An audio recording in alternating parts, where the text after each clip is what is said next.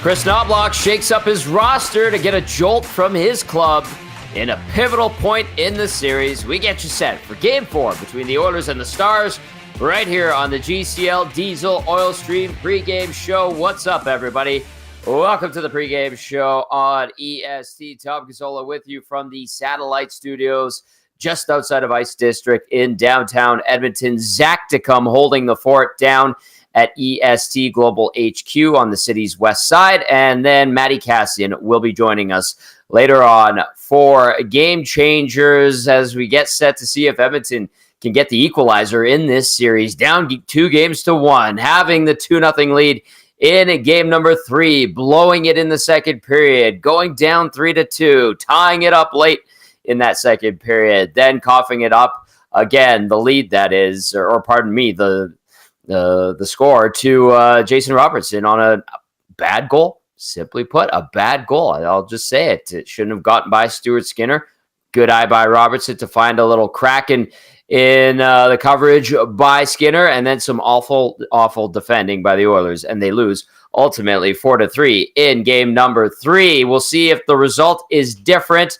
We'll see if the process is different, and we will definitely be seeing a different lineup for the Oil tonight. We're going to get into it all right here on the GCL Diesel Oil Stream pregame show. Of course, GCL Diesel, Edmonton's diesel fuel system specialists and providers of critical engine components for over 50 years. You can join the conversation if you're listening on iHeartRadio, tune in, edmontonsportstalk.com, Apple Music. Fantastic. Text us 780-218-9999. Maybe you're on your way to Ice District. Maybe you're on your way to the game. Starting to get busy around there. I was joining my good buddy Matt Woodman on CTV about half an hour ago. I could feel the vibe. Lots of people starting to show up. Moss Pit filling up. And a little bit of tension and some nerves as well. But maybe that's a good thing. Maybe that is a good thing. If you're watching on our EST YouTube channel, a big thank you as well. Behave yourselves in the nasty chat, but get your thoughts in via the nasty chat. Talk amongst yourselves, as you guys tend to do, and we certainly enjoy that. I know the boys will be monitoring things. If things get out of hand, beware.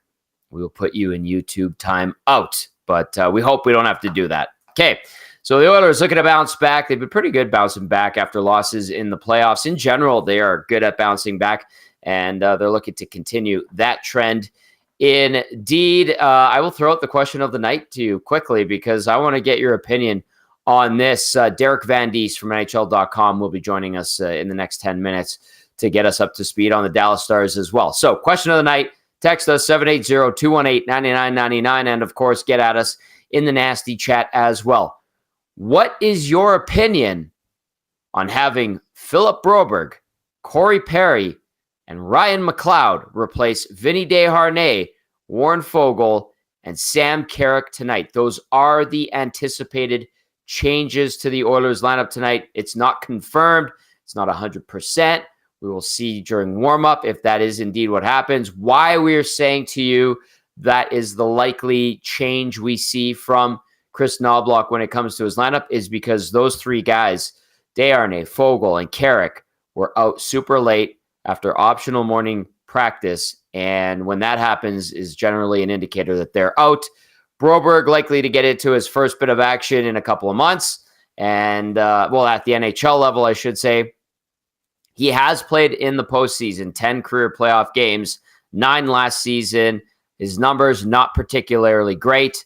No points, 4 penalty minutes, +3, and he averaged 6.5 minutes per game. So we'll see if that's the right move. Yes, he does move better than Vinny Desharnais. If he is in tonight, he'll probably be playing on his offside.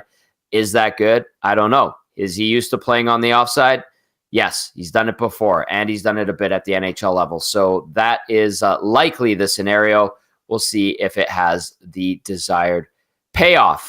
Starting lineups, we can get to that, but I'll be absolutely honest with you. Outside of McDavid between Nugent Hopkins and Hyman, Draisaitl with Holloway and Kane, I would say the bottom 6 TBD. And then we're pretty sure that Matthias Ekholm and Evan Bouchard will stay together as a pair. I would be shocked if they're not a pair tonight. The other 4 defensemen, TBD as well. So if you didn't catch it earlier in the day, if you didn't see it on X and Twitter and Instagram and any other shows on EST or wherever you might intake and ingest your hockey news, we anticipate Desharnais, Foegele, and Carrick coming out, Perry, McLeod, and Phillip Broberg going in tonight against the Dallas Stars. As for those Dallas Stars, we expect to say Roope Hintz with Jason Robertson and Tyler Seguin tonight, Matt Duchene with Mason Marchment and Joe Pavelski, Wyatt Johnston with Jamie Benn and Logan Stankoven, and then on the fourth line, Sam Steele with Ty Dellandrea and Radek Faksa coming in for Craig Smith. As for the blue line for the Dallas Stars, no changes. Thomas Harley with Miro Heiskanen, Esa Lindell with Chris Tanev, Ryan Suter with Edmonton boy Alex Petrovic, who I had a chance to catch up with on the Rink Report today. Listen, I know this is an Oilers show. I know we talk about the Oilers 85% of the time, especially this time of year on our station. But Alex is a good Northside boy and had some time with the Oilers, obviously prior to the pandemic. And he had a tough go the next 5 years, had to slug it out in the minors, got into a game with the Stars in the regular season and has been in for all 3 games this postseason, as well as game 6 against the Colorado Avalanche. And it's just great to see Petch back in the National Hockey League. We do have a family connection, so I am completely biased towards him. I want him nothing but success. So very nice to see him. Great to catch up with him today. And it is just wonderful to see. His family's conflicted. They love the Oilers, but they also love him. So a bit of a tough one there. I would imagine it's the same for Sam Steele, local product out of Ardrossan as well. By the way, if you're going, hey, what's up with Yanni Hakanpää? Lower body issue still out. No Nils Lundqvist, no Evgeny Dodonov, it looks like, for the Stars. All right, we get to starting goalies now. For the Edmonton Oilers, 25-year-old Stuart Skinner, 8-5 with a .276 GAA, .885 save percentage, 1 shutout in 13 playoff games in 2024. Lifetime Skinner in the postseason, 13-11 record, .317 goals against average, .884 save percentage, 1 shutout in 25 career games played. At the other end of the rink, another 25-year-old Jake Ottinger getting the nod. 10-6 with a .209 GAA, .923 save percentage in 16 playoff games in 2024. Lifetime Ottinger, a 23-19 record, .242 goals against average, .919 save percentage, 2 shutouts in 44 games in his playoff career. All right, question of the night. Let's throw it out there one more time. DVD joining us in about 6 minutes. Question of the night.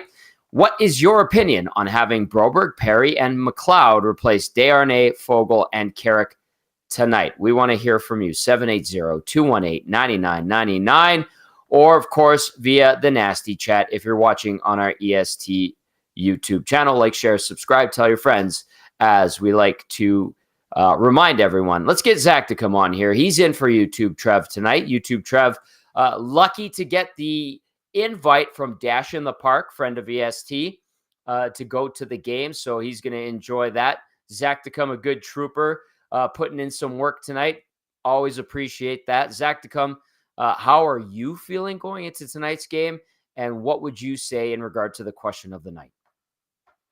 Well, I'm feeling sort of on edge a little bit today because of all the lineup changes and things that were going on with Darnell Nurse, the way that he was presenting himself in the media scrum. And, you know, it's a big game tonight. It's really a must-win game, as must-win as it gets. I mean, I know if the Oilers don't win, they're not eliminated, but to be down 3-1 in any single series is not a good look. So the Oilers do have to get this game and take it at Ice District. For question of the day, it's a little bit odd, I think, to see that many lineup changes. To see some shift would be nice, but to take those 3 players out and make that big of a change is almost too much in my eyes. I think you're rattling the group a little bit more than you should, and to see Broberg get his first game at the NHL level in months and to throw him in this situation,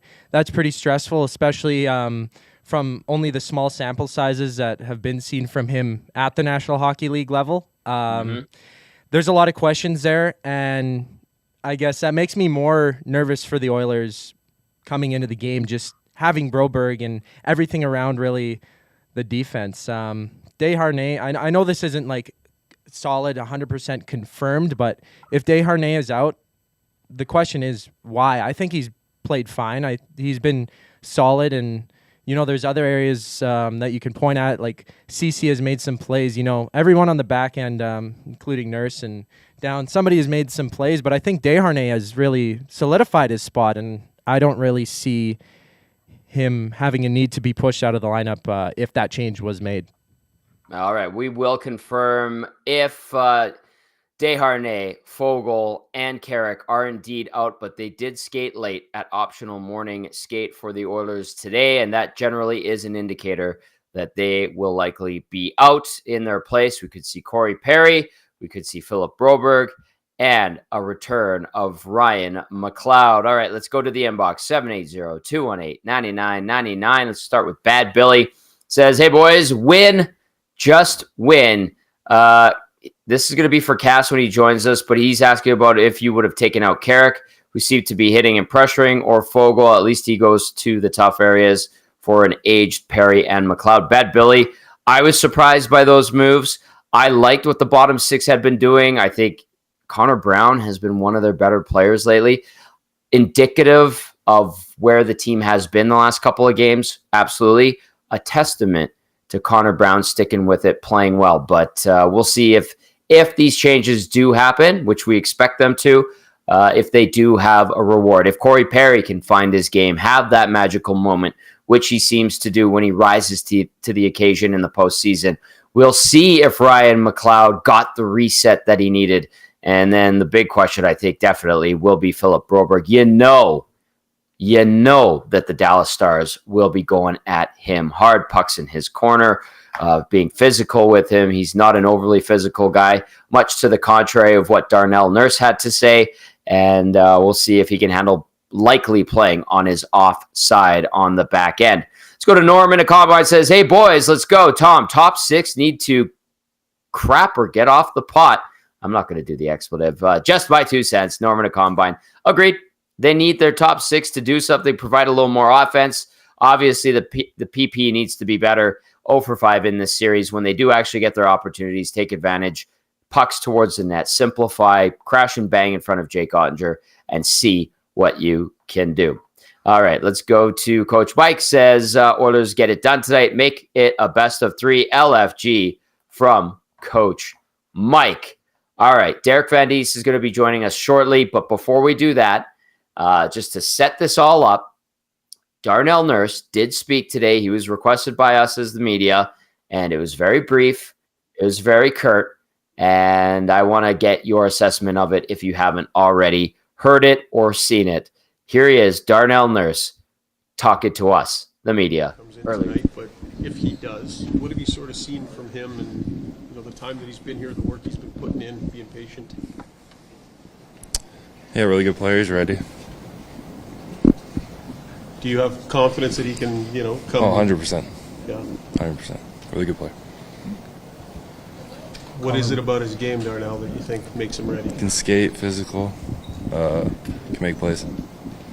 Connor was talking about you don't necessarily want your back against the wall, but how the team has kind of responded to elimination games. Last series down 2-1 to Vancouver. What would you say about the team doing that when it is a difficult stretch? We're good with our back against the wall. Obviously, any team can play well at this time of year. When Dallas has a push like they did in the second period, what are just some of the keys to stopping it, a little sooner than the other game? Playing hard. Thanks, guys. Have a good day. Yeah, have a good day, Darnell, I guess. Short and sweet and to the point, I guess. What say you? 780-218-9999. Text us. Question of the night. I'll throw it out there one more time. Also, get into the nasty chat if you're watching on the EST YouTube channel. That was something. I got a weird little bit of deja vu watching that for a second there. I'm like, oh, this is weird. Question of the night is this. What is your opinion on having Broberg, Perry, and McLeod replace Desharnais, Foegele, and Carrick tonight if it indeed comes to fruition? We want to hear from you. All right. He's ready to go from his place high atop Ice District before he makes his way over to the arena. It is Derek Van Diest. Oh, it's Derek Van Diest Noir. I like it. It's a little, so mysterious. There's a little backlight going on here. Sorry about that, Tom. DVD, you know how you eliminate that? Close your curtains. Yeah, I should close those curtains. Okay, give me a second here. All right, he's going to close his curtains. There you go. Money. Derek Van Diest from NHL.com joining us now. Trying to figure out his curtains. Tom Gazzola is active with you. It's still pretty dark, though. Yeah, it is. I mean, you could turn on lights, but all good, buddy. There you go. A little bit better. Okay, what did you make of Darnell Nurse today? You were in that scrum. I mean, I laughed, but at the same time, I was like, come on, man. And Brad Harrison and Shane Olmstead, Oilers equipment managers, they were like close by. And I was like trying to talk to them, DVD, and they're like, shut up. We want to hear this. So clearly a sign that was calculated. Yeah, he was upset. And, maybe rightly so. He was upset. He was getting hammered on the TV, the night before, talking about he's minus 12 in the playoffs. He's only got 2 assists so far. He's having a rough ride in the playoffs right now. And, he took it. It was all over the television stations, all over the radio, all over Twitter. And you can tell he was upset about it, and he wasn't going to help out the TV stations at all today. He wasn't going to give them any sign, any clips, anything to talk about.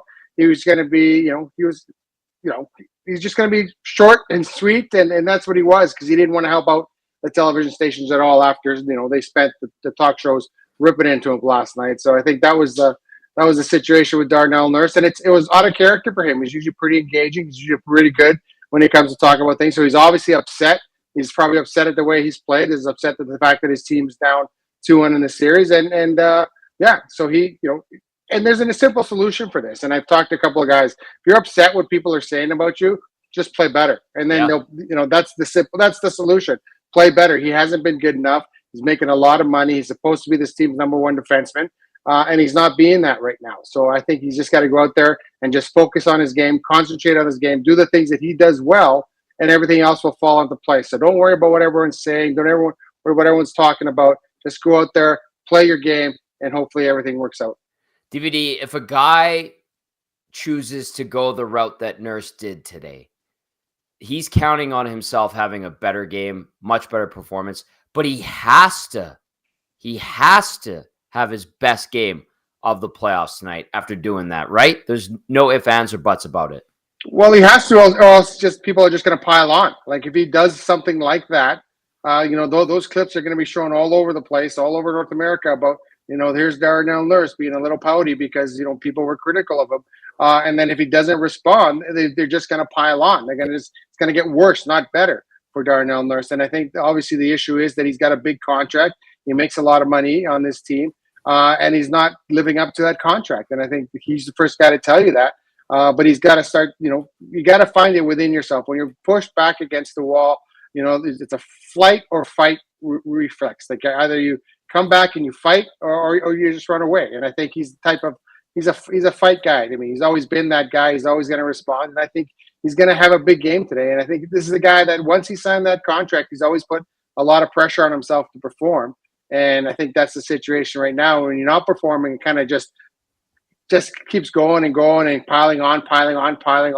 And, you feel like you're never going to get out from under it. And I think, it just takes one good performance and then you put it another good performance and on the back-to-back. But you can't do anything about what's happened so far to this point in the playoffs. Listen, the Oilers are in a good spot. They're at home. They get a chance to tie the series, to bring it back to Dallas at 2-2. They're in a good spot. It's not a bad spot that they're in. They played 3 pretty good hockey games. They just had a lull in the second period in the last game. They didn't play particularly well in the second half of the game too. But they're there. They're right there with one of the best teams in the National Hockey League. And so I think they should feel good about where they are. And it's just a matter of coming out here and getting the job done. And I think they'll get the job done today. And I think Darnell Nurse will have a big game. Derek Van Diest from NHL.com joining us now as we get you set for game number 4, Oilers and Stars. Edmonton trailing the series 2-1. Text us, join the conversation, 780-218-9999, and then get into the nasty chat if you're watching on our EST YouTube channel. All right, since we're on the Oilers, we're going to shift over to the Stars in a second here, DVD. But since we're on the Oilers, I will ask our audience one more time the question of the night, and I'll put it out to you as well. What is your opinion on having Broberg, Perry, and McLeod replace Desharnais, Foegele, and Carrick tonight, if it does indeed happen, DVD? Well, I think what you're doing is that we've talked about a lot about this series, how Dallas is much different than LA and Vancouver was. Dallas is not a big, heavy team. They're not a team that's going to cycle the puck in the corner. They're not a team that's going to pound your defenseman. They're a fast team. They're a team that likes to get up and down the ice. They're a team that likes to fly a winger when the defensemen have the puck because they're so good at moving the puck up the zone. So they need to put their fastest lineup out there. Now, I don't know if Corey Perry fits that bill, but he's a guy that has the experience. He's a guy that, can be disruptive, and maybe they're looking for him to be that guy, to be that disruptive guy, and to be that difference maker, because he has been in the past. And those other two guys, they can skate. And I think McLeod's really got to get involved. I think he's had a tough playoff as well. But this is the type of series that should suit him. There's not a lot of contact in this series. He's not going to get hit.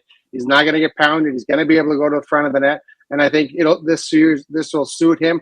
Darnell was more of a big hulking defenseman that you play against big, strong wingers. And basically Dallas has smaller guys, smaller, quicker guys that, maybe Broberg could fit, if you feel better with, more comfortable with playing against those guys. And he's a guy that can move the puck. He's a guy that can get the puck up the ice. Obviously, there's concern because he hasn't played in the Oilers in the playoffs so far. But, and the thing is with Chris Knobloch and his coaching staff since he took over, every card he's played has seemed to work out. Like, that's the thing. He's made a lot of gutsy calls. Yep. Made a gutsy call to pull Stuart Stitter in the last series. Made a gutsy call to put him back in the series.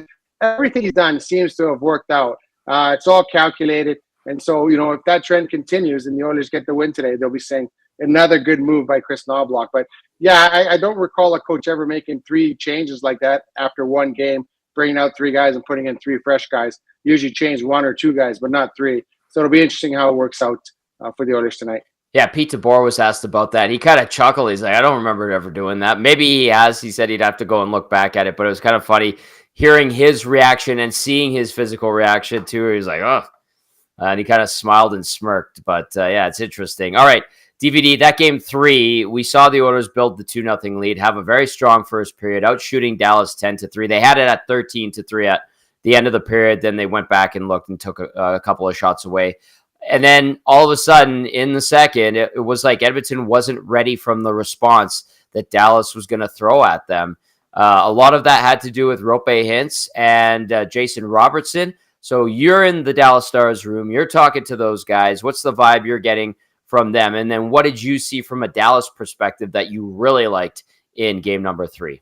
Well, anytime you lose your number 1 center, you're going to struggle. And I think that, Roope Hintz is he's a guy that everyone loves in that room. He's a leader in that room. He'll provide offense for you, but I think he just lifts everyone up, and then everyone gets slotted where they're supposed to be when they have Roope Hintz back in the lineup. And I think they were so happy to get him back. They were 2-2 without him in the lineup. They were able to get out of that Dallas with a split without him in the lineup. So I think having him back is big, and then having him back also helps out Jason Robertson, and we saw what happened when those two were playing together. Roope Hintz is the setup man. Robertson's supposed to knock him down, and that's what he did the other night. And I think, to have him back in the series now, because he was kind of quiet within the playoffs for a little while. He was kind of quiet in the first 2 games of the series.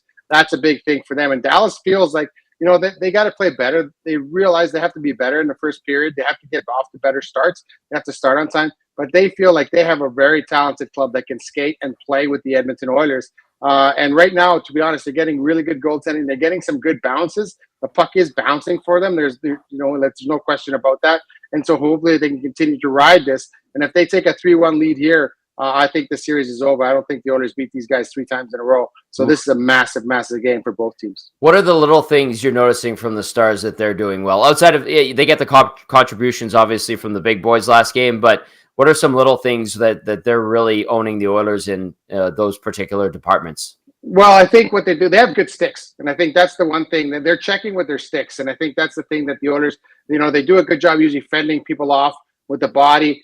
Leon Draisaitl does that well. But these guys are pretty quick getting the stick, getting in those passing lanes and reading the play really well. And I think that's the difference here is the Oilers are trying to make that last cute pass, and the Stars are breaking it up. And I think maybe they got to go and simplify things and do what they did in the last 2 games of the series against Vancouver. Throw the puck at the net and go get it, because you're going to beat these guys to the front of the net. You're going to be able to outmuscle some of these guys to the front of the net. And I think that's what they got to look at. And Andre does give up the odd rebound. So you got to go out there and get the puck. So instead of looking for pass, you got to look shoot first. And I think that's the attitude the Oilers have taken. I thought McDavid took that attitude a little bit in the last game. He looked really good in the last game. And so, but I think that's what the Stars do well. And then when they get the puck, even if it's deep in their own zone, they're looking to move up the ice. They got guys flying the zone. And so you have to be careful of a guy getting in behind you because they move the puck so well. They skate the puck so well. So, yeah, those are the one things. When you turn the puck over on the Stars, they're coming back the other way in a hurry.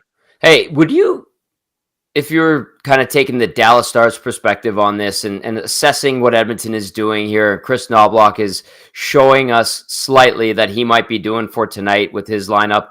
If you're the Stars, are you kind of looking at this like, hey, maybe the Oilers are starting to panic a little bit and feel the burn and the pressure?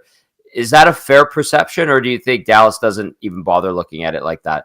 No, I think it's fair because there is a lot of pressure on the Edmonton Oilers. I would say way more on the Dallas Stars. Like the Oilers are counting on our entire country, are rooting for them, and the city, the way the city is absorbed. Like you don't have that same excitement in Dallas. Dallas doesn't have that pressure to win. They want to win, but they don't have that pressure of a city. They don't have the pressure of a Canadian team not having won it in 30-some years or whatever it is. They don't have that pressure. Like the Stars, all the pressure is on the Oilers. All the pressure is on the Edmonton Oilers and Connor McDavid and Leon Draisaitl in that window that is supposedly shrinking now. This is the Oilers' window to win, and it's getting smaller and smaller and smaller, and they're running out of time. And I think that's the pressure that the Oilers are feeling right now. Whereas the Stars, they're just getting, with those young guys coming up, they're just getting into that window. They have some veterans that desperately want to win, but I think all the pressure to me right now is on the Edmonton Oilers. Yeah. Kudos to the Stars, Jim Nill, for kind of retooling on the fly, which has worked out nicely for them. And I think that's a testament to the pro scouting, as well as the amateur scouting, and then getting guys late in rounds for sure. And it has paid off big time for the Dallas Stars. Derek Van Diest with us now from NHL.com. It's the GCL Diesel pregame show right here on Edmonton Sports Talk. All right, DVD. Phillip Broberg, let's dive into this a little bit. Lots of attention paid to Phillip Broberg because he's got 10 career playoff games played under his belt. He's averaging .630 time on ice in those playoff games. And the term that Chris Knobloch used today is that Broberg is, quote unquote, well equipped for this situation. I have my opinion of that. What would you say to what Chris Knobloch said about Phillip Broberg in this situation? Well, you look at, it would have been nice to get Phillip Broberg in a playoff. If you're going to think of using him, to get him in a playoff game before, this is a tough situation for a young kid to come into. Is he well equipped? I don't know. He played well in the American Hockey League. He struggled up in the NHL. He couldn't break the top 6. That's why he was sent down to the American Hockey League.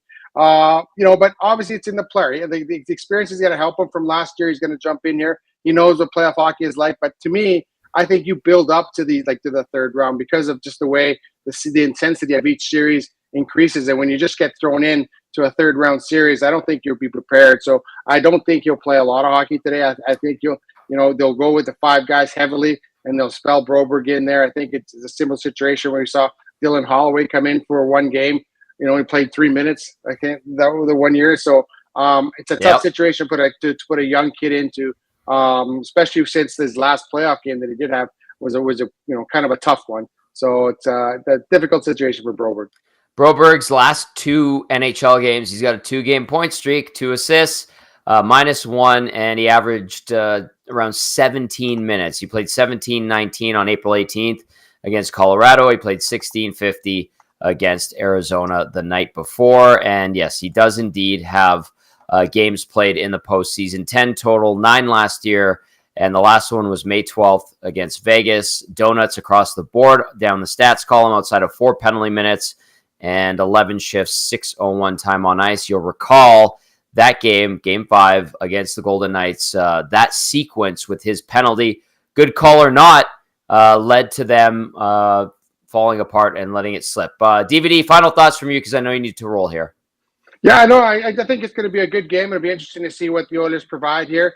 They've always been up for the challenge. I think this is one of the teams that when their back's against the wall, they've always risen to the challenge. I expect McDavid to have a big game. I expect Draisaitl to have a big game, and I expect Stuart Skinner to have a really good game.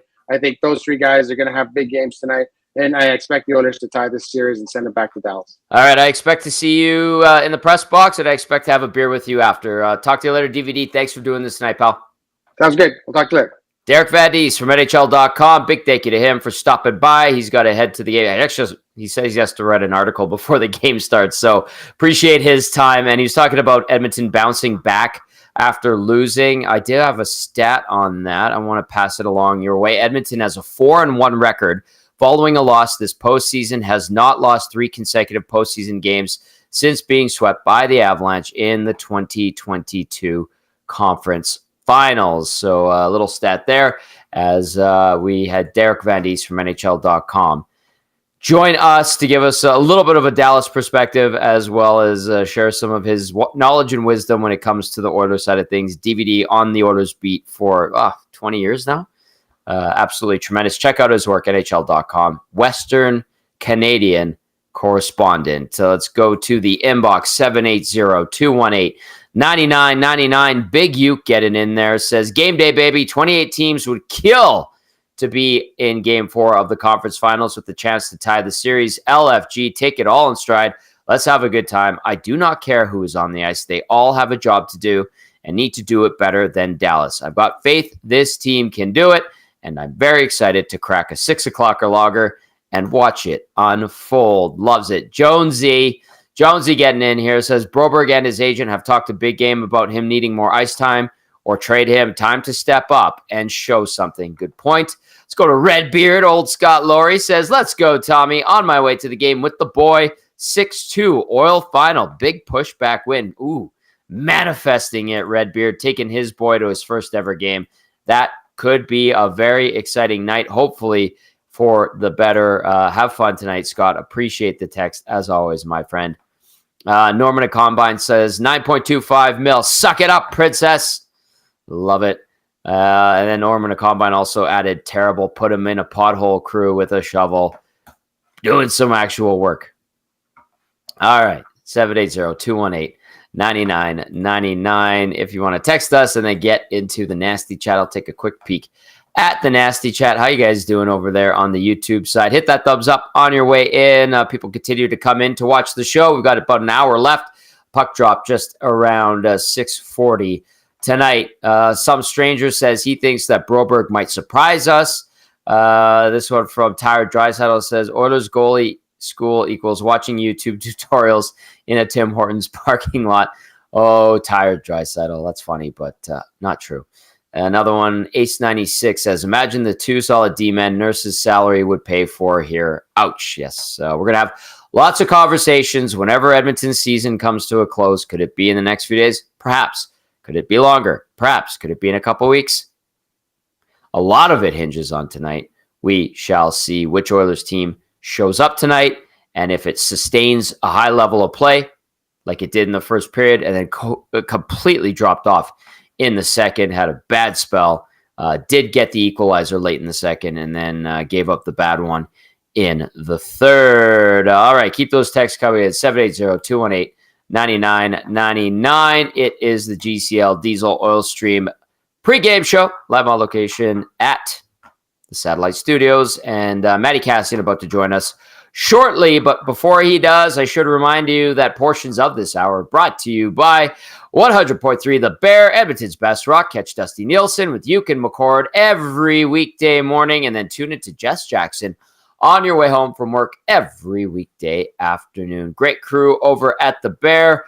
Love being on with Jess Jackson. I love Uke and McCord, and so good to be partnered up with The Bear once again. Like old times, it just feels so right. All right, the big man is ready to go. Kass, you good to go? Thumbs up. Yes, sir. Hello. Matty Kassian, our game analyst, joins us now as we get you set for game number 4 between the Oilers and the Dallas Stars. Kass, what's your vibe today? Like, how you feeling? Are you nervous? Are you tense? Are you excited? Where you at, pal? Yeah, I'm feeling pretty good. I mean, there's certainly I think will be a little bit more nerves depending on how the game goes, knowing that this is a huge game and it's not the series. You still have games left if you don't win, but it puts you in a really, really tough spot. But it's been a tight series. It was around the rink a little bit yesterday, and everyone I talked to was like, yep, it's going to be a tight series. And it is a tight series, and it's just one or two mistakes that can be the difference in every single game. And it will probably continue to be thus, Tommy. So I'm feeling it a little bit, but I'm excited too. I mean, this is playoff nerves. This is part of it. It's part of that process. It's part of the experience. So I'm ultimately feeling pretty good, Tom. I'm excited. I think we're in for a hell of a hockey game, and that's the best part. It could be anybody's game, in my opinion, Kass. But my mom called me yesterday, and she was like, how's Kass doing? I'm worried about him because he was so upset with some of the texts and some of the stuff. And she's like, that moment where he had to pause, I thought was funny. But at the same time, I wasn't sure if he was all right. So I'm glad that you're in a good spot. But my mom thought it was pretty funny as Kass puts on the EST I'm hat. good. Yeah, DEL's in the nasty chat says, when I wear the hat crooked, they win. So I better throw it on. So DEL, you better be right. There you go. Manifesting it, putting it into the universe. I love it. All right, let's get into Game Changers with Matt Kassian, brought to you as always by Damon Bunting, Remax Elite. Damon Bunting, you know it. He's consistent. He's top producing, and he's one of the best realtors in Greater Edmonton and among Western Canadian Remax realtors. He and his team would love to help you find that right home or make the move from your current home. Check him out, DamonBunting.com, or visit his Instagram at Damon Bunting Real Estate. Kass, all right, it's the talk of the town, the old switcheroo. The old switcheroo lineup changes, and it does look like Vinny Desharnais and Warren Foegele and Sam Carrick are out of the lineup, and it does look like Corey Perry and Broberg and who's that last guy again? I'm trying to think of even who it was. And Ryan McLeod will be stepping back into the lineup. Almost forgot about him after he only sat out one game. You know, and that kind of speaks to how his playoffs was, where he hadn't done much up until this point, but the guys are going to get a little bit of an opportunity today. Now, the big change of that group really would be the Vinny Desharnais, who throughout the season was incredibly consistent. For the most part, had been really good in playoffs. In the last couple games, has not played well. Has struggled. Been on the ice for a lot of goals against. Had a couple turnovers and plays that didn't look so good. It didn't feel so good. And so maybe they're looking at Broberg going, okay, let's get out somebody that can skate a little bit more, that is a little bit more fleet of foot, and hopefully that fixes the issues that we have. So that's going to be an interesting switch to me. Who knows how much ice time Broberg actually ends up getting. I don't think, you're probably looking at like a Petrovic style where you could see him get 13, maybe 14 minutes, depending on the game. He's not going to play a ton. Perry's going to parry. And we'll have to see if Ryan McLeod responds coming back into the lineup and what type of game he has. But it certainly will be a different lineup regardless. I mean, it's going to be a little bit of a different look from the Edmonton Oilers. And, the Carrick one, I get taking him out of the lineup. At the same time, you're kind of like, he's actually been pretty good. I don't think this is his fault. I think it's more you're wanting to keep Derek Ryan in the lineup and you're needing to try to move pieces around. And Carrick, as we talked about in the post-game show last time, Carrick's probably the easiest guy to take out of the lineup. Yeah, that's a fair point. All right, 780-218-9999, and get at us in the nasty chat as well. If you want, Kass will yell at you because that's what he does in the nasty chat. Okay, with Phillip Broberg likely coming in, Kass, the most he's ever played in a playoff game, minutes-wise, was 9:49 in the series against the Kings. That would have been what game? That would have been game 4. He was -1.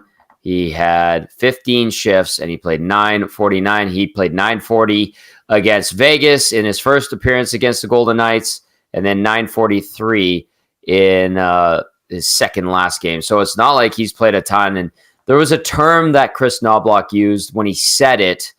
I was like, I'm not going to buy that. Maybe he's just trying to pump up his guy or be positive or try to just get a quote out there. But he called Phillip Broberg well-equipped, quote unquote, for this situation. Kass, what's your reaction to that? He skates well. I think that's what you're looking at.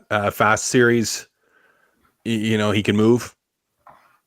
And maybe you're looking to try to say, okay, if we are making better plays, moving the puck out of the defensive zone, a few less panic plays, maybe a guy that can hold on to the puck for a split second longer, that can take a step or two to create some space, that might be what you're looking for. Okay, Darnell Nurse. Do you want to see what he said today? Do we want to refresh that? I kind of want your reaction. I know you let's run it again. Run it again. Then it's fresh for me, and it's fresh for anybody that hasn't heard it yet. All right, let's do that, Zach, to come.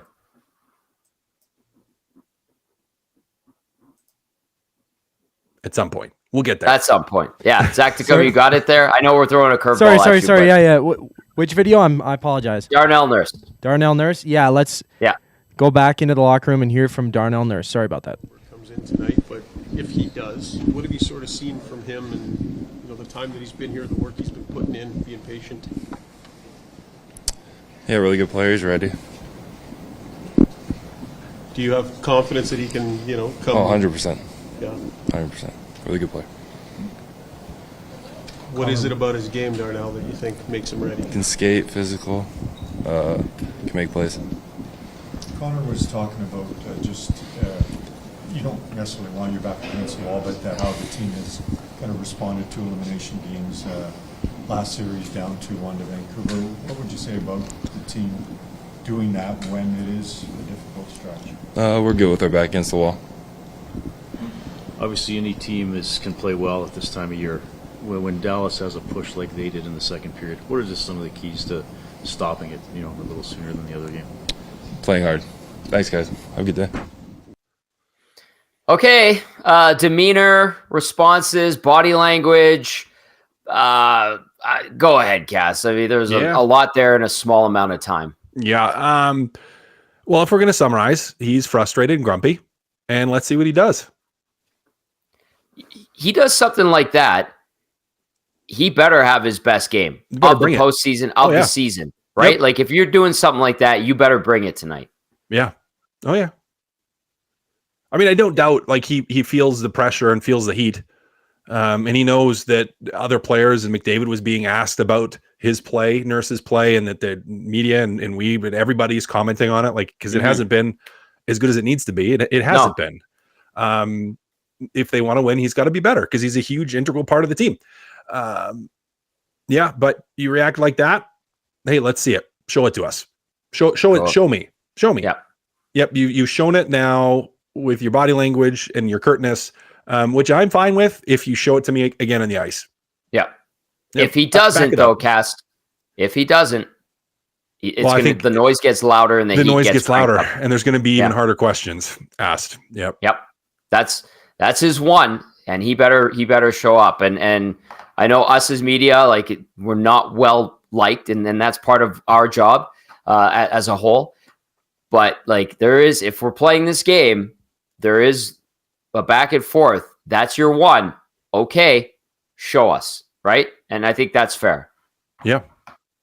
All right. Show us. That's it. One guy that showed everyone was Jason Robertson, that he was still an elite level scorer, and that does lead us to number 2 on Game Changers, and a lot of it had to do with Roope Hintz. Kass, number 2, wide awake Robertson. Yeah, he was sleeping the first number of games in the series, and then pops off for that hat trick. But just clearly now we'll be feeling it and feeling that momentum. And for the Edmonton Oilers, a big challenge for your defenseman and for your team is going to be now shutting him down and shutting down that line. That line is really, really good.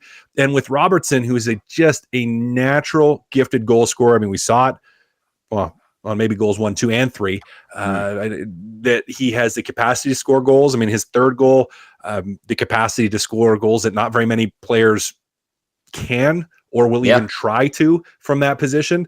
Robertson is, Hintz was the X factor, I guess, coming back into the lineup, but it just kind of elevated Robertson to a point where, like, oh my goodness, we got to worry about this guy too and think about this guy too. Maybe worry and think isn't the right verbiage, but we have to play them well, and we have to play them hard, and we have to not just give them freebies and let them do whatever they want.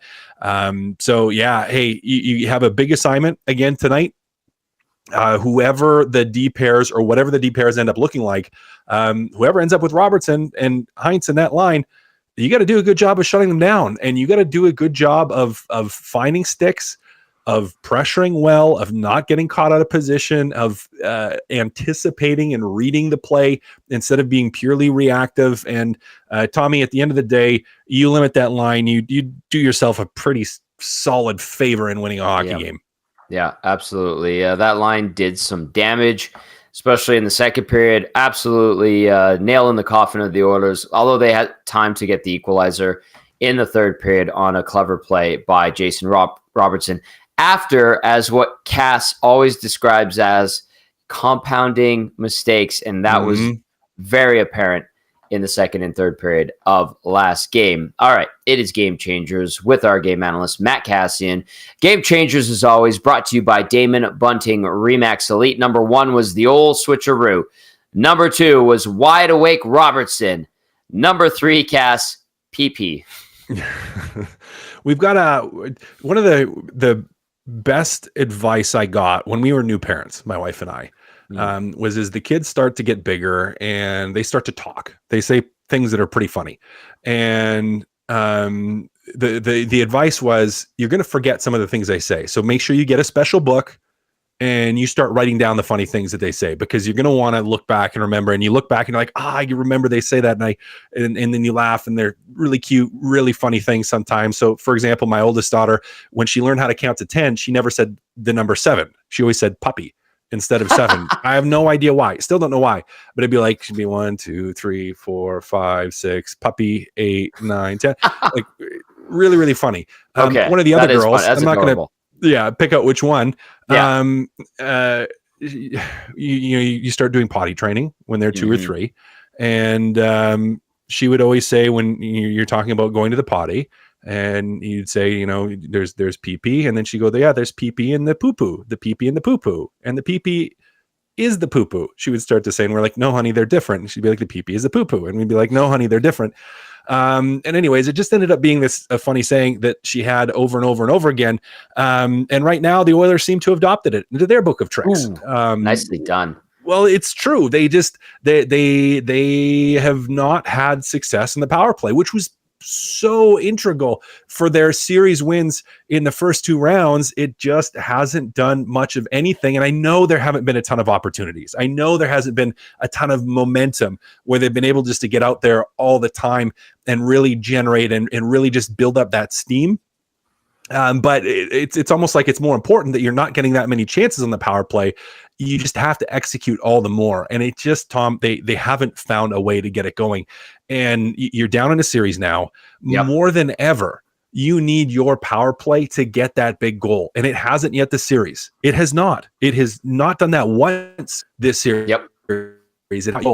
And now's the time. So for your big guns, your specialty players, your best players in the world, they have to find a way, Tom, to get this power play going. The PP can't be poo-poo.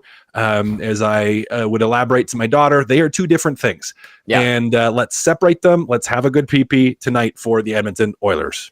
Okay, quickly to dive into the PP not being poo-poo tonight and remaining 0 for 5 so far this series. Is it as easy as saying simplify, Kass? Simplify, shoot the puck, execute. I mean, pick all the cliches you want. It's just list the cliches and go do that. So there's not like, they need to exact this and move their feet exactly here. I don't think there's over X's and O's. It's like, no, you got to execute. You got to shoot the puck when the opportunity is there. Maybe find some way to get a garbage goal with getting people around the net with Hyman. Like, it doesn't matter. Just get the puck to the net, get some shots, and find a way to put the puck in. All right, 780-218-9999. It is Game Changers with our game analyst, Matt Kassian. Kass, there was a text that came in earlier from Bad Billy, and he wanted your opinion on this. Kass, would you have taken out Carrick?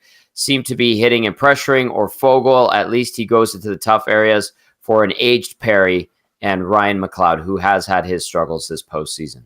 Yeah, well, McLeod has had his struggles. We'll have to see exactly how the lines shake out. But if you recall earlier in the season when McLeod had his struggles, how did they get him out of that? They moved him to the wing. Yes. And so this could be an opportunity to do so. You might be able to shift Ryan down to center on that 4th line. And then you can put McLeod on the wing, which is what might happen. Now, Perry, we'll have to see.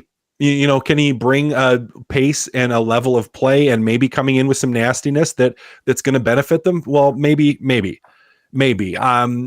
I'm not as surprised that McLeod is coming in. I don't want to say I'm shocked. I'm not shocked that Corey Perry's coming back in, but it's like he moves the needle less for me. Foegele still does some good things. And this way too, you're keeping most of your penalty killers intact. That's the other reason it ends up being Carrick. Again, I think Carrick played well enough to be in, has had the success that he needed to be in. But you're looking at PK guys and you're trying to make the positions work, which again makes him the easy guy to come out. Yep, absolutely. Any more questions for Kass? 780-218-9999. Let's go to this one from Stu. Says, hey, Tommy and Kass, what do you think is the Oilers' problem with playing the same way in the second and third as they have started the first in the playoffs?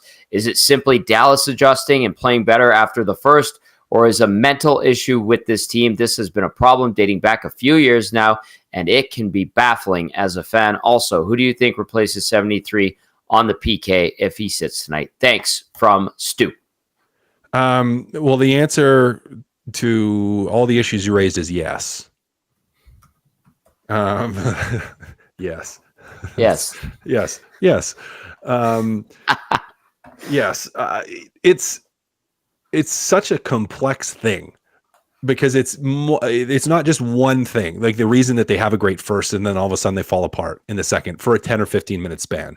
And Connor McDavid got asked that question and his response was, it's not like we want to have that happen. Like he didn't have a good answer for it. And I don't have a great answer for it either. There's a part of it that is mentality. I don't think they come out or came out complacent.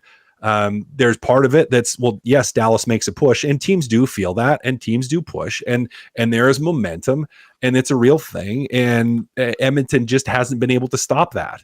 Now they've done it mostly to themselves. They haven't given themselves the opportunity to stop it by way of making bad plays, turning pucks over, panicking with the puck, just flipping it out, trying to go off the wall when there was a clear and easy play that they could have made. There's things that they have done to themselves to not allow themselves to get out of that hole. So it's a combination of a multitude of things. Really hard to specify any just one. And it's challenging because I do agree that it's been something that has been a kind of multi-year process. Like this isn't just the first time that we've seen it. It's been an ongoing issue. And there's times when it goes away and then there's times when it rears its ugly head. And so it's really challenging to say exactly what it is. Cause it's been every coach as well. It's not, these are different coaches that have come in. So it's not a coaching thing. So there's just a lot of layers to it. So therefore, again, my answer is yes. Yes. Well said. Kass, we'll see what happens tonight. It's going to be interesting. It's going to be probably nail biting galore. It's probably going to be people being super nervous, but sometimes nervousness can be a good thing, can give you an edge. And I'm sure the players are probably feeling it a bit. Do you think it's a nervous vibe for players? And do you think that's a good thing, or is that a bit of a reach? Well, some probably a little bit nervous. Darnell Nurse is a little bit angry. So there could be a little bit of both, a little frustration and anger and a little bit of nerves. I think it's good to feel the nerves up until the game starts. And then you just gotta push that away, or it's okay to feel nerves. Like it's all right to be nervous, to be feeling a little bit, but you got to get yourself in the headspace where you're set and you're focused and you're not, because nerves, when you have too much nerves, like a little bit of nerves is okay, can fire that system, that you get the adrenaline going a little bit and the norepinephrine. But too much nerves and you're skittish and you're not focused, you're jittery and you're squeezing the stick and you're panicking and you're scared, which means generally you're playing not to lose, which is a completely different way than playing on your toes. I mean, you want a little bit of that fight or flight, but you don't want a full-blown panic, right? So having a little bit of the nerves, enough just to give you a little bit of an edge, to wake you up, to have you engaged, that's fine. Beyond that, it becomes a little bit problematic, in my opinion. So feel it up until game time. Then you got to just kind of push that down, pull the energy from it, and then move forward. There's a poll that Zach DeCum has put up on the YouTube chat. It is, do you like the lineup changes for tonight, Kass? 52% say no. Are you surprised? No, because the 52% all wanted Skinner out of the lineup and wanted Jack Campbell in. So touche, my friend. Bit. Touche, my friend. Well done. Nicely done to end this segment of the show. Kass, great stuff from you as always. Let's see what happens. Good nerves if it pays off. A spicy Darnell Nurse. If he plays better, great. We shall see, my friend. Thank you as always. Catch up with you on the postgame. Absolutely, sir.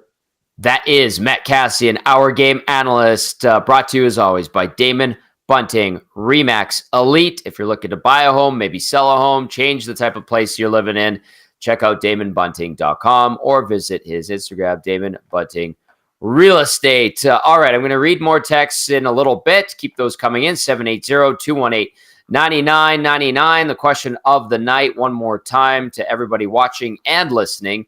What is your opinion on having Broberg, Perry, and McLeod replace Desharnais, Foegele, and Carrick tonight? We will verify when the teams hit the ice for warm-up in a few minutes here. And, of course, get into the nasty chat. I'll take a look over there as well. But before we do that, let's go inside Rogers Place to the Hall of Fame room, not the locker room, and hear from Oilers head coach Chris Knobloch. Let us know about any lineup changes possibly for tonight. Yeah, we will have some lineup changes, but you're going to have to wait till tonight. It's a big showcase. Stay on the left, Ryan. Not sure if one of those changes will be Phillip Broberg coming in or not, but can you give us a sense of the way he finished the season and, kind of the risk reward of a young guy with great speed and legs, but maybe hasn't played in a little bit here. So what's the balance of that thought process on him? Broby's been, making the most of his season. And a very difficult situation here. We have a player that we feel is NHL ready, but we had our sixth defenseman, and we were very fortunate this year not to have almost no injuries. And, we've got a young defenseman who we believe has got tremendous upside, has to play. So, if we have our sixth, it was not beneficial for him being here as our seventh. He went to Bakersfield and was great down there, played really well. And, after their season's finished, or at the end of our season, we got into a few games. And, depending on, I know in the future, down the road, next season, he's going to be a big part of this organization. And right now we have a difficult decision, and, putting in a young player who hasn't played. But we know if he does get that opportunity, he's well qualified to do it and could provide something for our team. Other questions for Chris? Go back to Ryan. Connor just talked about defending when Dallas starts pushing, kind of attention to detail. Do you feel like you got away from that a little bit, just in terms of maybe guys leaving too soon? Or how much of a focus is that when they start pushing to lock down defensively, and how do you do that? Yeah, it's one is you getting into trouble is usually not breaking the puck out, and usually it's just a simple play, a little more communication with your partner or line mate. And then, when they do have their time in the offensive zone, it's just making sure everyone's connected and everyone's playing together and doing their job. And, I think we're looking to get out. I thought in the first period, we had so much success getting the puck out, and then going into the second period, we're just anticipating that puck going out, and it wasn't. So we have to make sure that take care of our details, defensive details first before we're on the attack. And that being said, no matter how well we play defensively, no matter how few mistakes we make, Dallas will still be making some plays. They will still get their scoring chances. We just have to do our job in trying to minimize them. Front left, Bob. Chris, with all due respect to Los Angeles and Vancouver, I think we all think this series is being played at a different tempo and pace, and is that as a result perhaps another reason why you look at getting a little bit more? I mean, if you do go to Broberg or reinsert McLeod, speed has become a factor. They did some things off the transition. They flew their weak side winger and open up the ice a little bit as that game wore on. Sometimes this is just about the matchup, and maybe it's a little less physical but faster pace.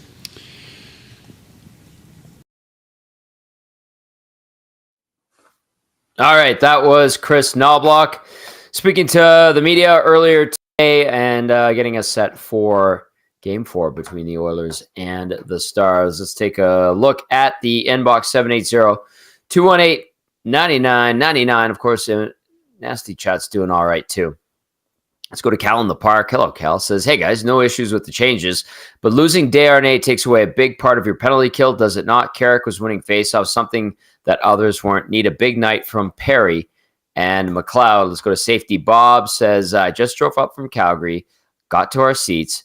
Big win coming. LFG, says Safety Bob. And then Sarah says, Birdie Booze wasn't allowed out today. They lost when we went on the road, so I grounded him. All right, I get it.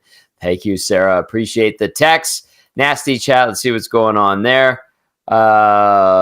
What else do we have? Patrick's getting feisty. Oil need to let Dallas lead first. Leading is a curse for the Oilers. That's from Tired Dreisaitl. Joe Hextall saying, I hope Nurse's attitude isn't a glimpse into the vibes in the room. And Hudson says, if I was a betting man, had no bias for either team, I would bet on Dallas to win. Sadly. And then Russell follows up with, I still think it goes 7 games. All right, keep those texts coming in. 780-218-9999. The poll is still up. If you're watching on our EST YouTube channel, do you like the lineup changes for tonight? No, still leading at 52%. So you haven't voted yet. Get in there. Let us know your thoughts. All right, Zach, can we go inside the Stars locker room? Do we have that ready to go? I'll ask you first before just tossing to it. Let me know, pal. Yes, we do. Yeah, I have 2 of the videos here. Okay, who are we going to go to first? I'll let you pick. Well, we just heard from the Oilers head coach. Let's hear from the Dallas head coach. Here is Pete DeBoer. Chris Knobloch's promising some changes in the lineup. I won't say what they are. We see this a lot in the playoffs where coaches are coy about that. Does it, in general, not specifically today, but in general, does that affect your preparation in any way when you don't know exactly who's coming in on the other side, short of a goalie change? Not really. No, I wouldn't. I don't think it does. At the same time,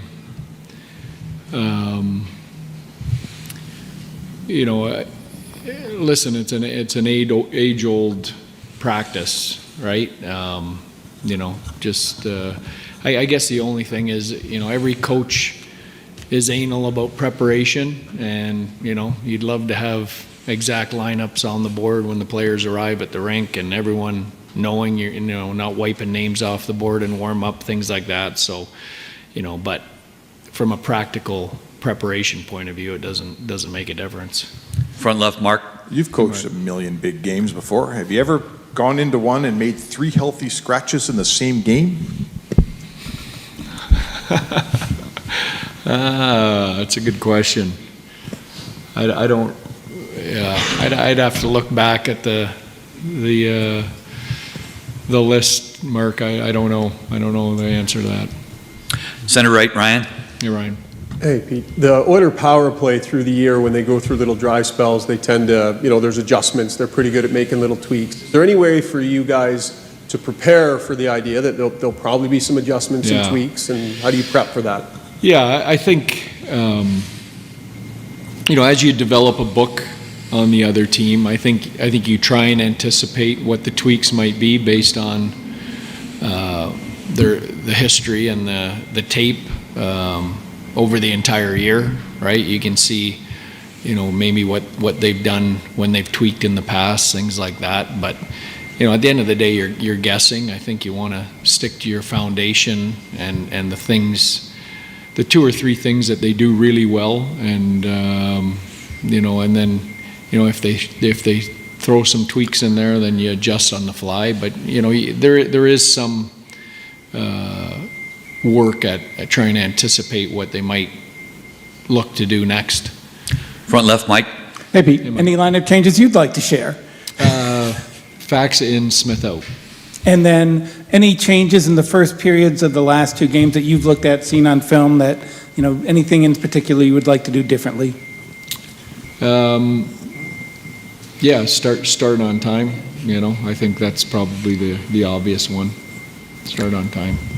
Second row left, Derek. Hey, Pete. I just want to ask about the impact of Roope Hintz, getting him back in the lineup. Obviously he's a great player, but it seemed to affect everyone else around him. I guess how big is having him and healthy Roope in the lineup for you guys? Yeah, it's not surprising, and I think probably the more surprising thing is how well we played against the teams we played and the record we had when he was out of the lineup.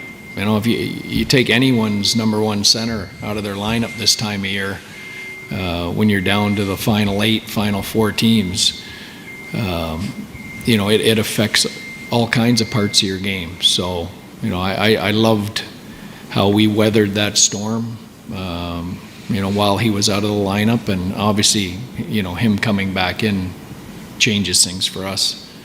Second row right, Andrew. Hi, Pete. Vax flip-flopped a few times over this series, the last series. Just wondering your thoughts on what brings him back in today and how hard it might be for him to go back and forth. Yeah. Well, it probably goes a little bit back to Mark's question, but, when you have depth and you get to this point of the year, Edmonton's coming off a 7-game series, and we're now into game 4 of this one, playing every other day. We're coming off 2 really tough series. I think that's the reason you have depth, is to put in fresh legs at different points, depending. So, for us, I'm sure people are going, you've won 2 games in a row, why are you changing your lineup? Sometimes it's just the practicality of fresh legs and using your depth and keeping everybody involved. Fourth row on the left. All right, that is head coach of the Dallas Stars, Pete DeBoer. Easy E via the Nasty Chat says that looks and sounds like a coach who knows the Oilers are in trouble. You heard the chuckle from Pete DeBoer when he was asked by Spec about taking out 3 players on the lineup and replacing them going into a 4th game. And so maybe a quiet confidence, or a bit of a quiet or confidence from Pete DeBoer as his team heads into game number 4. So text us 780-218-9999. It is the Oil Stream pregame show brought to you by GCL Diesel. All right, Zach to come. Can we go back inside the locker room? Who do we have here?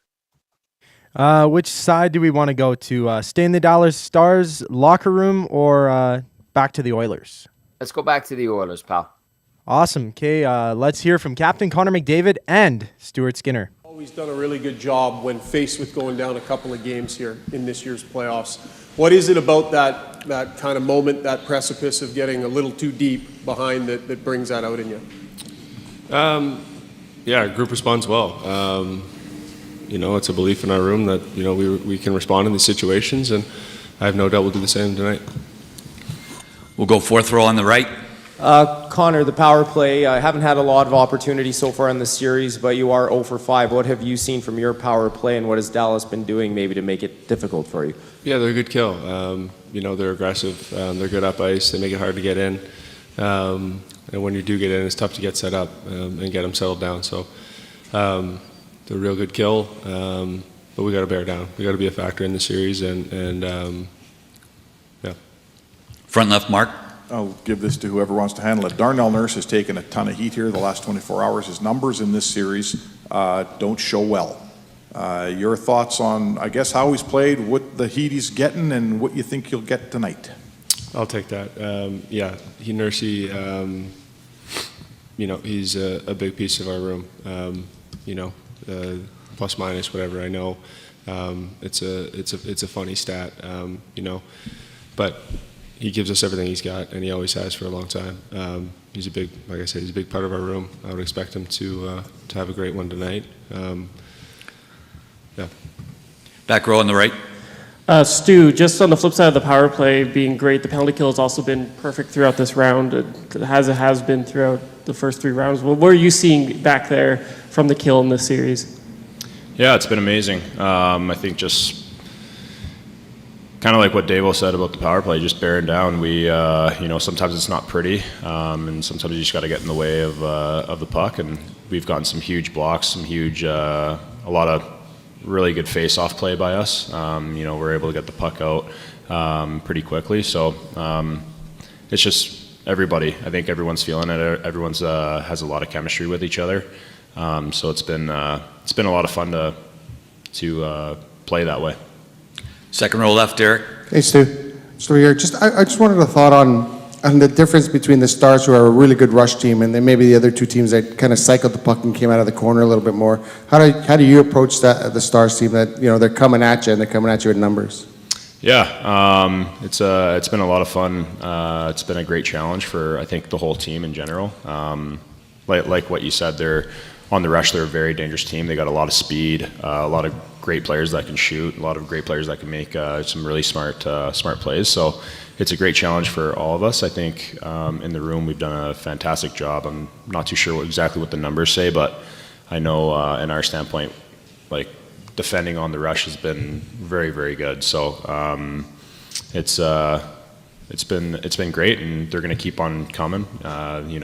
They're like I said, they're a really fast team, so they're going to come out tonight with probably a lot of speed, and it'll be another good challenge for us to face that and battle it out tonight.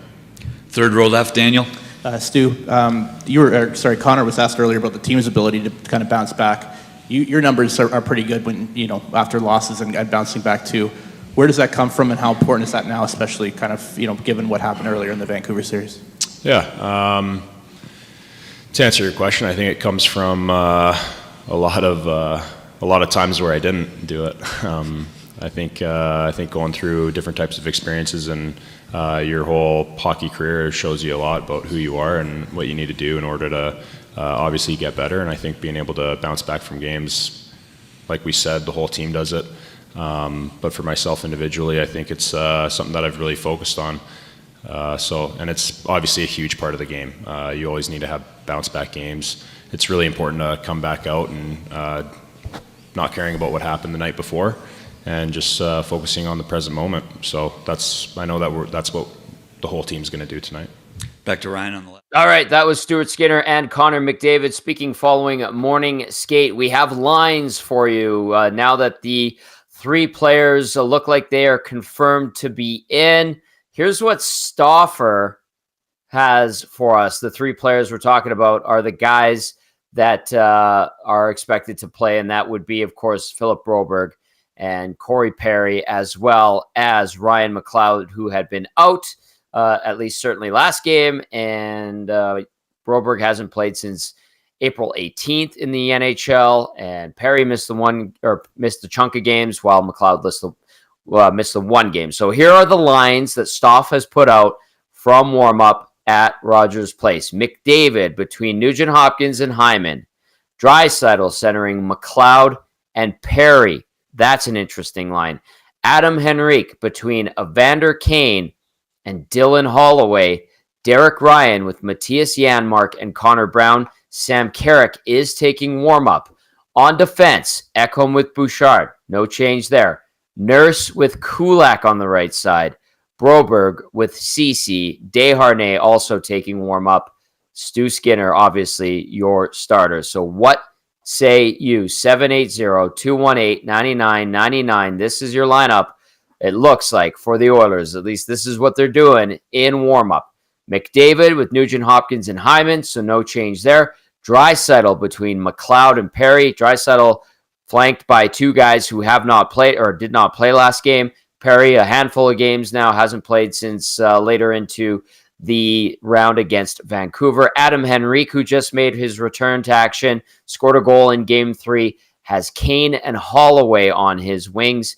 And then Derek Ryan looks like he's back at center between Matthias Janmark and Connor Brown. Sam Carrick is skating and taking warm-up. Doesn't look like he's on the line for rushes. And then Ekholm paired up with Bouchard. Nurse paired up with Kulak, who is on the right side there.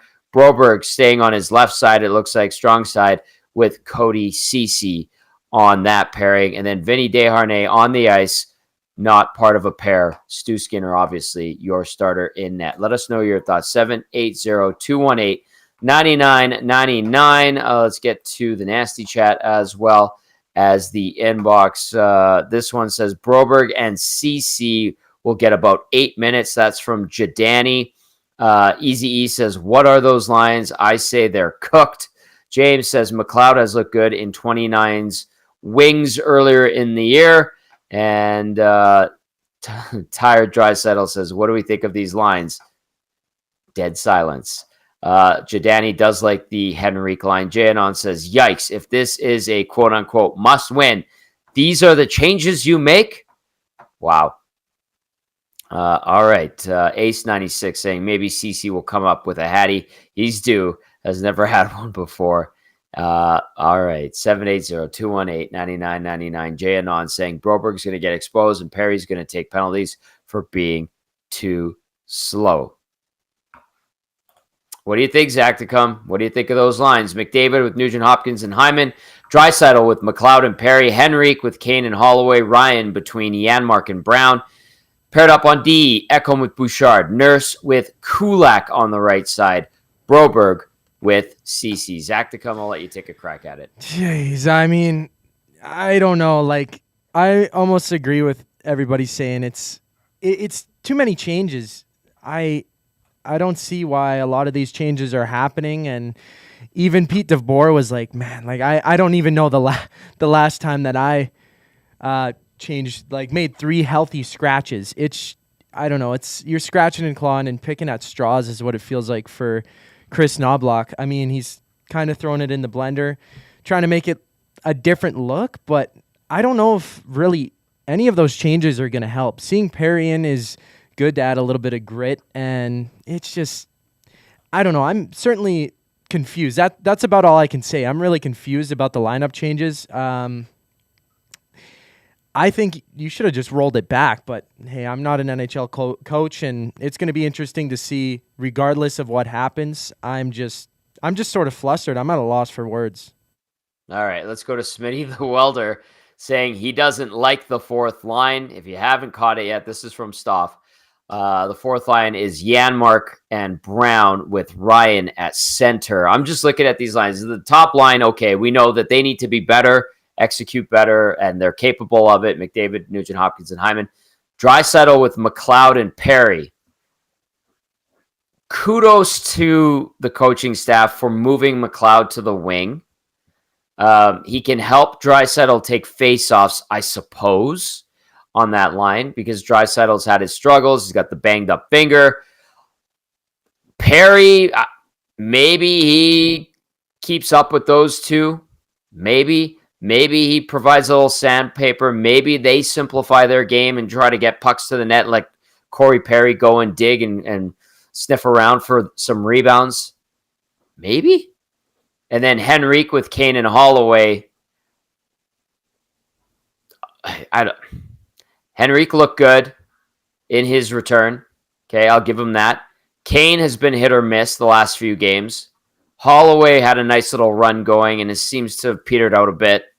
I don't know what to expect from that line. And then Ryan with Janmark and Brown. Those guys generally have been playing well of late. And obviously Sam Carrick being the odd man out. Derek Ryan playing wing the last few games. They feel like they can get something out of Ryan at center. If they stay the course, Ryan, Janmark, and Brown, okay, good. I'm confident in them. They're veteran players. Don't get caved in your own zone. Maybe chip in offensively. They have. Good. But yeah, these don't scream sexy lines to you, do they? Nurse with Kulak. Kulak on the right side. He's been steady outside of game 1 for the majority of these playoffs. Nurse needs to have his best game. He's going to go and show attitude like that in the morning. He better back it up, and I think he's planning on it. We'll see if he proves that. I understand keeping Broberg on his strong side, putting him up with a veteran like Ceci. Let's see if the common denominator with Desharnais, who's not in, and Ceci struggles, is Darnell Nurse. And is Kulak the right guy to stabilize him? I don't know, Zach. I just don't know. So, mad scientist, bingo balls. We'll see. We'll see. However you want to describe these lines, we'll see if the payout's there. Yeah, I mean, right. You're just throwing it up there, right? Like, why not try? But to make that many changes, it's still almost unfathomable for me. I've never seen anything like this that I can remember, this drastic of a change in a lineup. Kulak and Nurse, like, Kulak has been solid as opposed to that one. I mean, game one, he didn't have a good game one. Let's just say that.